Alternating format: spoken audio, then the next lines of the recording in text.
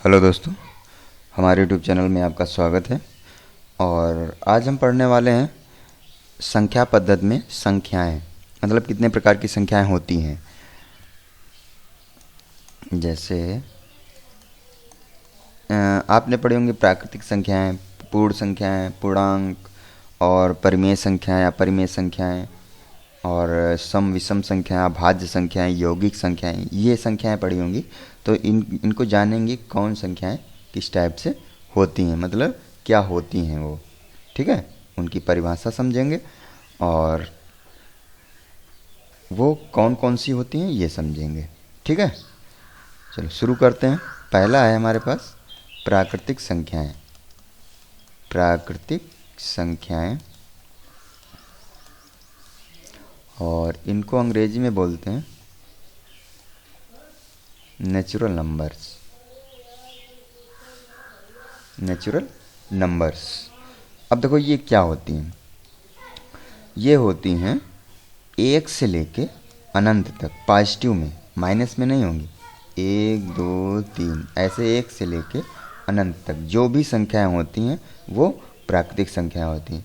और सबसे छोटी अगर प्राकृतिक संख्या पूछी जाएगी तो क्या बोलोगे? एक, क्योंकि एक से लेके एक छोटी एक ही है।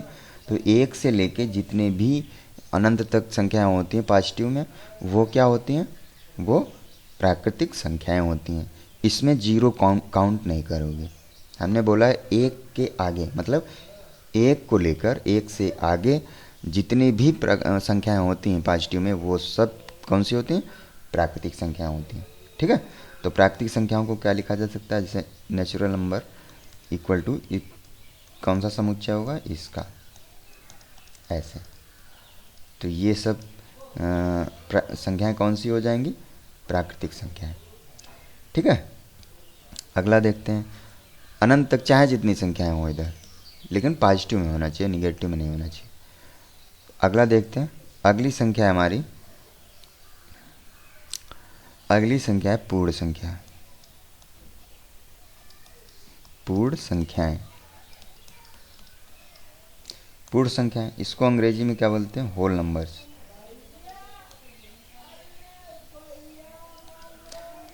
ये कौन सी होती हैं? ये देखो कौन सी होती हैं। ये होती हैं, देखो पूर्ण संख्याओं में जो नेचुरल नंबर होता है उसमें जीरो ऐड कर लेते हैं। जो नेचुरल नंबर होती हैं उनमें अगर जीरो ऐड कर लोगे तो जीरो से लेके पॉजिटिव तक सभी पॉजिटिव संख्याएं, वो कौन सी संख्या होंगी? पूर्ण संख्या होंगी। भाई नेचुरल नंबर कौन सी थी? एक दो तीन से लेके आगे तक। ठीक है, ऐसे ही अगर इसमें हम जीरो काउंट कर दें तो ये जब बन जाएगा, जीरो जब काउंट हो जाएगा तो ये होल नंबर बन जाएंगे, मतलब पूर्ण संख्याएं बन जाएंगी। ठीक है, तो पूर्ण संख्याएं कौन सी संख्या होती हैं? वह समुच्चय जिसमें सभी प्राकृतिक संख्या और जीरो शामिल हो जाए। सभी प्राकृतिक संख्याएं शामिल हो जाए और उनके साथ साथ जीरो शामिल हो जाए, तो उन संख्याओं को क्या हम बोलते हैं? पूर्ण संख्याएं बोलते हैं। ठीक है, और पूर्ण संख्याओं को हम और क्या कहते हैं? अऋणात्मक संख्याएं कहते हैं। क्या कहते हैं? अऋणात्मक संख्याएं। पूर्ण संख्याओं को और क्या कहते हैं? अऋणात्मक संख्याएं कहते हैं। ठीक है, ये वाला। तो हमने दो संख्याएं समझी, एक तो नेचुरल नंबर समझी हमने, प्राकृतिक संख्या समझी, और दूसरा पूर्ण संख्या समझी। पूर्ण संख्या, अऋणात्मक संख्या इसको बोलते हैं। अच्छा, अगला देखते हैं। तीसरा है हमारा, तीसरा कौन सा है? तीसरा है पूर्णांक। तीसरा क्या है? पूर्णांक। अब देखो इसको हम कैसे डिफाइन करेंगे। देखो पूर्णांक वे होते हैं जो जिसमें सभी प्राकृतिक संख्याएं हो, शून्य हो, और प्राकृतिक संख्याओं की ऋणात्मक मान भी हो।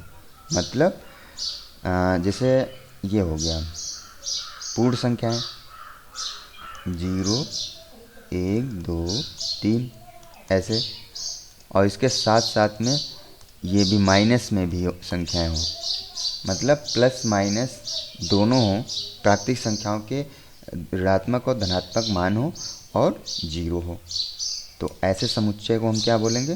पूर्णांक बोलेंगे। ठीक है, ऐसे समुच्चय को हम क्या बोलेंगे? पूर्णांक। कैसे? देखो तो जो इंटीजर होते हैं पूर्णांक, इंटीजर को क्या बोलते हैं? पूर्णांक। तो ये जो समुच्चय हो जाएगा इधर भी जाएगा और इधर भी चला जाएगा। तो ये पूर्णांक क्या होते हैं? सभी प्राकृतिक संख्याएं शून्य और प्राकृतिक संख्याओं के ऋणात्मक मान। सभी प्राकृतिक संख्याएं, देखो सभी प्राकृतिक संख्याएं शून्य शून्य और प्राकृतिक संख्याओं के ऋणात्मक मान, इससे जो समुच्चय बनेगा वो किसका समुच्चय होगा? पूर्णांक का समुच्चय होगा। ठीक है। तो इस टाइप से हमने 3 चीज़ें पढ़ ली। एक नेचुरल नंबर, नेचुरल नंबर क्या होता है? ये वाला। ठीक। और जो पूर्ण संख्या होती हैं वो कौन सी होती हैं? इधर 0 ऐड कर देते हैं। और पूर्णांक, पूर्णांक क्या होते हैं? टोटल यहाँ से यहाँ तक, मतलब प्लस माइनस पॉजिटिव। देखो प्राकृतिक संख्या जो होती है उसमें उनका धनात्मक ऋणात्मक मान भी हो और उसमें 0 ऐड हो, तो ऐसी संख्याओं को हम क्या बोलते हैं? पूर्णांक बोलते हैं। ठीक है। अब जैसे आगे देखते हैं। अब इसमें जो 0 होता है, देखो 0 ये पॉजिटिव और नेगेटिव दोनों होता है। ठीक है। इसको पॉजिटिव और नेगेटिव कुछ भी मान सकते हैं। ठीक है। अगला क्वेश्चन अगली संख्या देखते हैं। अगली संख्या देखते हैं। अगली संख्या है, देखो परिमेय संख्या है। परिमेय संख्या है। ठीक है। परिमेय संख्या है। अब परिमेय संख्या क्या होती है? परिमेय संख्या को क्या बोलते हैं? Rational number. Rational numbers. देखो परिमेय संख्या का सबसे मतलब अच्छा तरीका समझने का कि इसमें परिमेय संख्या p/q के रूप में होती हैं, और जिसमें क्या होता है, जिसमें p और q ये क्या होते हैं? पूर्णांक संख्या होती हैं। लेकिन q जो है वो 0 नहीं होना चाहिए। q 0 नहीं होना चाहिए। तो इस समुच्चय को हम क्या बोलेंगे? परिमेय संख्या। मतलब ऐसी संख्याओं को क्या बोलेंगे? परिमेय संख्याएं बोलेंगे। ठीक है। p/q के रूप में हो लेकिन q 0 नहीं होना चाहिए। q जो है 0 नहीं होना चाहिए, नहीं तो ये इनफाइनाइट हो जाएगा। तो इस टाइप से अब जैसे हम देख लेते हैं, जैसे 1/4 हो गया, 2/5 हो गया। ठीक है। और 6 हो गया। भाई 6 भी तो होगा, क्योंकि 6 को क्या लिखा जा सकता है? 6/1। q 0 नहीं होना चाहिए, बाकी कुछ भी हो। q 0 नहीं होना चाहिए, बाकी कुछ भी हो इसमें। ठीक है। तो परिमेय संख्याएं कौन सी होती हैं? परिमेय संख्याओं का समुच्चय जो है पूर्ण संख्याओं के समुच्चय तथा भिन्नों को सम्मिलित करता है। ठीक है। ये भिन्नों, परिमेय संख्याओं का समुच्चय किसको सम्मिलित करता है? भिन्नों को सम्मिलित करता है, और जिसमें q की वैल्यू 0 नहीं होनी चाहिए। समझ गए? अच्छा दशमलव रूपांतरण इसका क्या होता है? दशमलव रूपांतरण 2 टाइप का होता है, एक टर्मिनेटिंग होता है और दूसरा नॉन टर्मिनेटिंग। एक शांत होता है, एक अशांत होता है। जैसे अगर मान लो 17/4 है ये। ठीक है। 17/4, तो इसको काटेंगे। 4 चक्कू 16 और 4 दूनी 8, 4 पंचे 20। देखो यहाँ पे आके रुक गया ये, अब इसके आगे नहीं जाएगा, तो ये क्या हो गया? टर्मिनेटिंग हो जाएगा। टर्मिनेटिंग। और ऐसे ही अगर कोई एक ऐसी संख्या लें जिसमें चलता जाएगा हमेशा, तो इसको काटेंगे 3×5 = 15 और 3×3 = 9। ये ऐसे ऐसे चलता जाएगा, ऐसे ऐसे। तो इसको क्या लिख देते हैं? जहाँ से रिपीट होता है उसके ऊपर बार लगा देते हैं। तो ये क्या हो गया? Non terminating. Non terminating. ठीक है। ये क्या हो गया? Non terminating. तो ये वाले सवाल समझ में आए? एक चीज़ और है कि अगर परिमेय संख्या का हर 2 या 2 मिट रहा है 2 और 5, 2 या 5 के अतिरिक्त कोई और अभाज्य गुणनखंड है नहीं है। मतलब 2 और 5 के अतिरिक्त, देखो परिमेय संख्या का हर जो है, अगर 2 और 5 के अतिरिक्त कोई और गुणनखंड नहीं है तो इसमें केवल और केवल टर्मिनेटिंग दशमलव ही प्राप्त होगा। ठीक है, कोई और नहीं है, 2 और 5 के अलावा कोई और अभाज्य गुणनखंड नहीं है। तो इसमें कौन सा डेसिमल होगा? टर्मिनेटिंग वाला।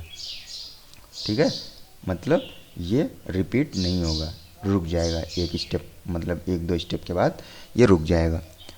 तो ये समझ में आया, परिमेय संख्या p/q के रूप में होती है और जिसमें q की वैल्यू 0 नहीं होनी चाहिए।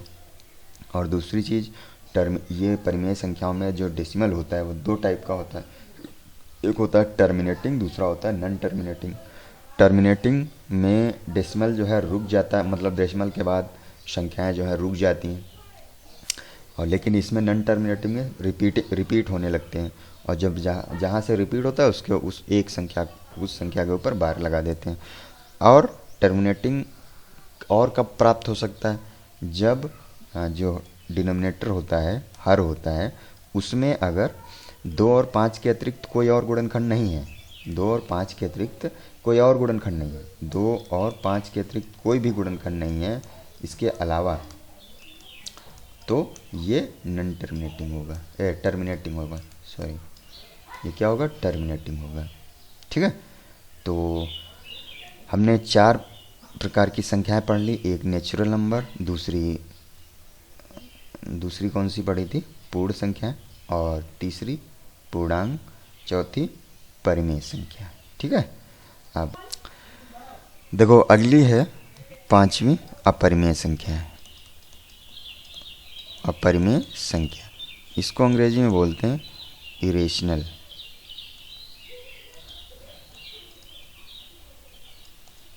Irrational number. ठीक है, ये कौन सी संख्या होती हैं? बहुत सी संख्याएं ऐसी होती हैं जिनका दशमलव है जो होता है वो न तो टर्मिनेटिंग होता है और न ही नॉन टर्मिनेटिंग होता है। तो वो कौन सी संख्या होती हैं? अपरिमेय संख्या होती हैं। जैसे रूट वाली जो सारी संख्याएं होती हैं वो अपरिमेय संख्या होती हैं, जैसे √5, √7, √50। ठीक है, ये कौन सी संख्या होती हैं? ये अपरिमेय संख्याएं होती हैं। अब जैसे एक चीज़ आती है कि बताओ पाई जो है ये परिमेय है कि परिमेय? पाई की 2 वैल्यू होती हैं, एक तो 22/7, एक 3.14। देखो ये सवाल जो है समझने के लिए पहले आपको एक चीज़ हमेशा याद रखनी है कि पाई की वैल्यू जो होती है वो ये वाली होती है। ये वाली तो इसके थ्रू निकाली गई है लगभग मान में, ये लगभग एक्चुअल मान नहीं होता है, ये लगभग मान होता है। ठीक है, ये एक्चुअल मान होता है और इसके थ्रू ये वाला मान लगभग बनाया गया है जिससे सवाल को आसान बनाया जा सके, मतलब सवाल को सरल किया जा सके, आसान बनाया जा सके। ठीक है, तो ये वाली वैल्यू होती है। अब अब देखो यहाँ पे, तो यहाँ पाई की वैल्यू जो है ये होती है, और ये इसीलिए ये पाई जो है अपरिमेय संख्या होती है। इसकी वैल्यू कुछ ऐसे करके होती है, 1, 4, 1, 5, 9, कुछ ऐसे होती है। ठीक है, मतलब ये आगे बढ़ती जाती है, ये रिपीट भी नहीं होती और आगे ही बढ़ती जाती है।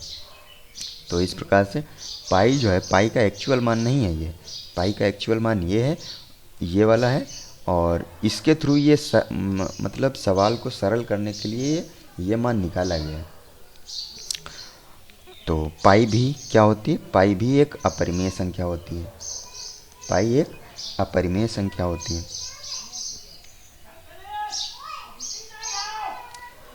अब जैसे अब अगली संख्या कौन होती है?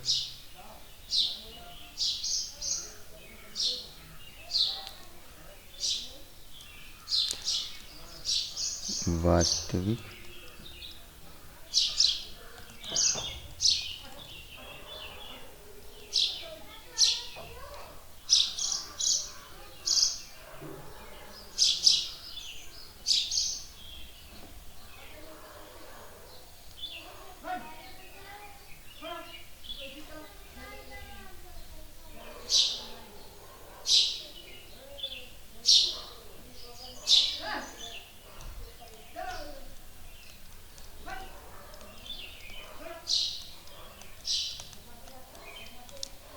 वास्तविक संख्या को अंग्रेजी में क्या कहते हैं? Real numbers. रियल नंबर्स कहते हैं। अब रियल नंबर्स कौन सी संख्या होती है? सभी परिमेय संख्याएं और अपरिमेय संख्याएं दोनों को मिलाकर कौन सी संख्या प्राप्त होती है? वास्तविक संख्याएं। दोनों को मिलाकर कौन सी संख्या प्राप्त होती है? वास्तविक संख्याएं।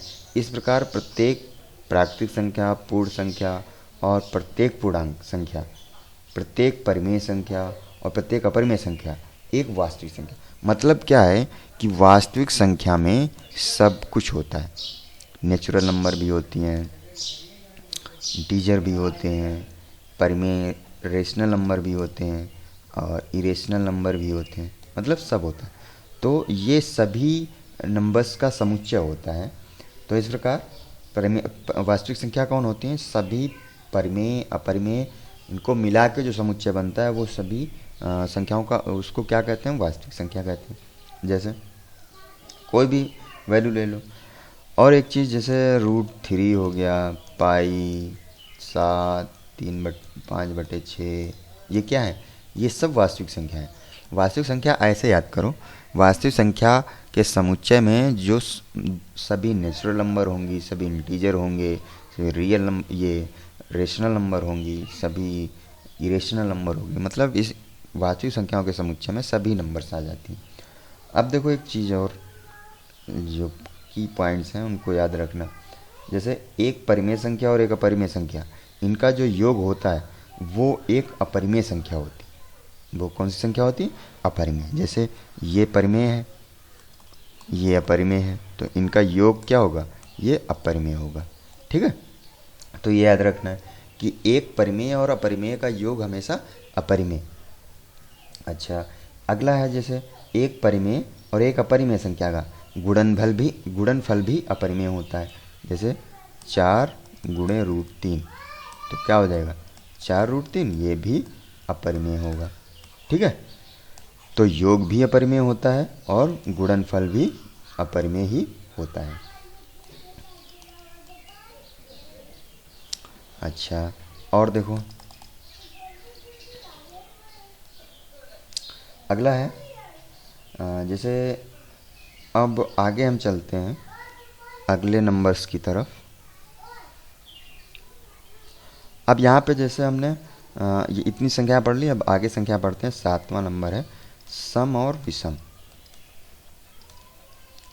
इसको इवन बोलते हैं सम को, और विषम को ऑड बोलते हैं। तो सम विषम तो सरल होता है, इसमें सीधे सीधे हम बोल देते हैं कि सम कौन सी होती है? जो 2 से डिवाइड हो जाए। ठीक है, और ऑड होती हैं जो 2 से डिवाइड ना हो, या सम के इकाई-कांक 0, 2, 4, 6, 8 हो, उसको हम बोल देते हैं। और जिसमें नहीं होता है वो विषम होती है। ठीक है, तो ये नंबर्स, अगली नंबर्स हैं देखो।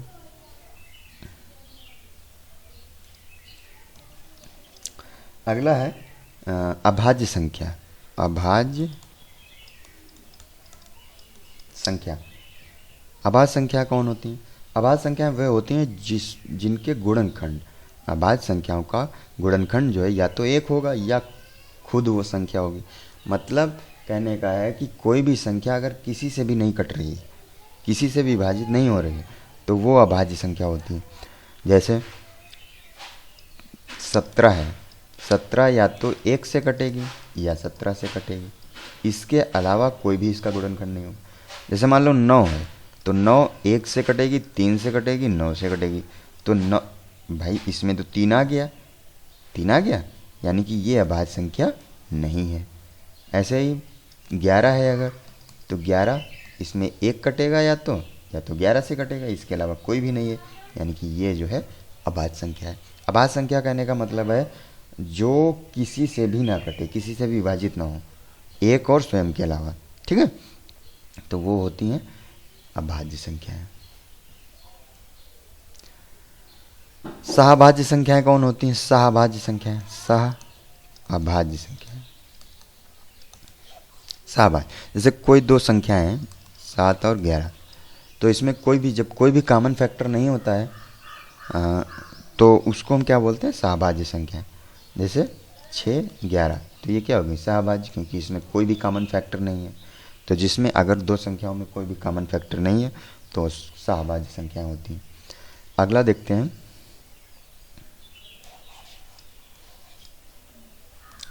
अगला है आपका यौगिक संख्याएं। ठीक है, अगला है यौगिक संख्याएं, नवा है।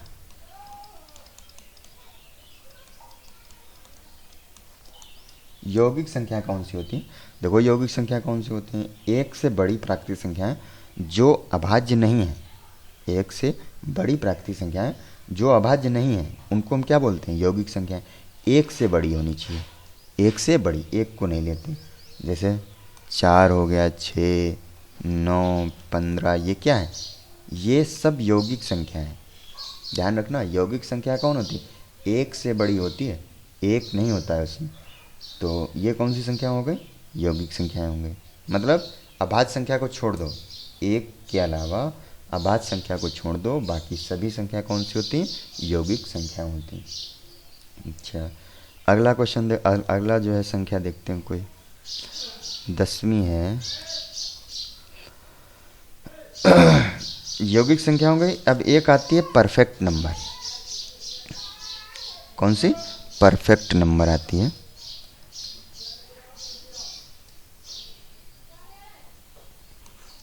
देखो परफेक्ट नंबर्स होती हैं ये कौन सी नंबर्स होती हैं, देखो कोई भी, अगर कोई भी मान लो कोई संख्या दी है, जैसे 6 दिया गया है आपका, तो परफेक्ट नंबर वो होगी नंबर अगर उसके अब जो गुणनखंड होंगे उनका सम, उनका योग उस संख्या के बराबर हो, तो वो कौन सी संख्या होगी, परफेक्ट नंबर होगी। ठीक है, जैसे 6 है मान लो, ये किससे किससे कटेगी, कट जाएगी इससे।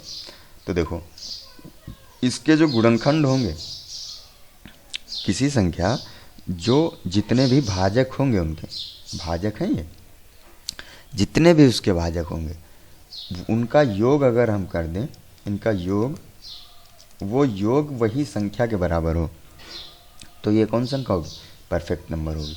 अब जोड़ो 1 2 3 3 3 6, तो ये कौन सी नंबर होगी, परफेक्ट नंबर। अब जैसे मान लो हम कोई संख्या लेते हैं 28, इसके हम करते हैं, तो 1 2 4 7 14, ये भाजक हो गए इसके, इसका हम सम करते हैं, सम करते हैं इसका, तो 2 3 3 4 7 7 14 14 28, कितना हो गया, 14 14 28 हो गया। यानी कि जो भी संख्या थी वही हमारे पास सम में है। तो जब योग हमारा उसी संख्या के बराबर हो जाए तो वो कौन सी संख्या होगी, परफेक्ट नंबर। अब जैसे मान लो कि अगर हम ले रहे हैं 45, तो 1 से कट रहा, 3 से कट रहा, और 9 5 से कट रहा, 9 से कट रहा, 15 से कट रहा।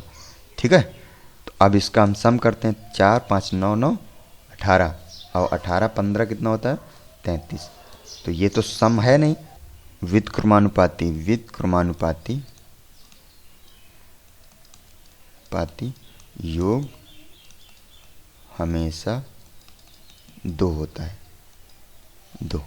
अब इसको जो है 1/1, 1/2, 1/3 प्लस 1/6, संख्या कौन सी है, 6। तो इसके व्युत्क्रमानुपाती, देखो सभी भाजक भाजक हो गए और n n हो गई। ठीक है, इसको हम जब करेंगे तो 1, देखो 6 3 2 1, ये तो होगा। अब 6 3 9 2 11 1 12, 12/6 हमेशा ही 2 होगा। परफेक्ट नंबर में जो भाजक होंगे और जो संख्या होगी उसके व्युत्क्रमानुपाती योग उनका कितना होगा, हमेशा 2 होगा। ठीक है, तो ये थी संख्याएं, संख्या पद्धति में, और इनको जानना बहुत ही ज़रूरी है, क्योंकि अगर जैसे सवाल में आ जाएगा पूर्ण संख्याएं कौन होती हैं, तो जब आपको